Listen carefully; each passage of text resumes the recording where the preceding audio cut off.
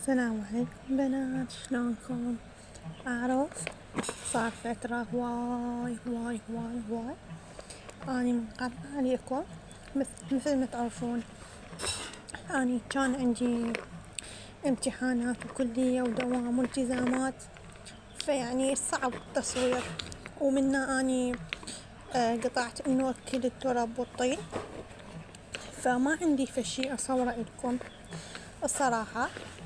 المهم هسه أني كملت امتحانات وهاي التراب الباقية عندي، ما عندي طين خاوة، يمكن هيجي فص صغيروني باقي، وبس هذني التراب موجودات.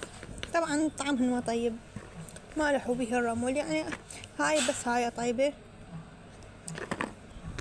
وذني رصاصي يعني مو هلقد طيبات، ما لحوا بها الرمل. هذا أنا سويتهن، بس حبيت أشوفكم وأنزلكم فيديو لأن أنا صار هواي منقطع عليكم. إذا تحبون محتوى غير أكل الطين والتراب قولولي حتى أنزلكم. طبعا نجحت وصلت مرحلة رابعة الحمد لله من بعد تعب طويل، فقلت لازم أنزلكم فيديو وأقول لكم أني تاركته وما أقدر أصور بعد أكل الطين والتراب. إذا تحبون غير محتوى فقولولي وأني حاضرة. مع السلامة.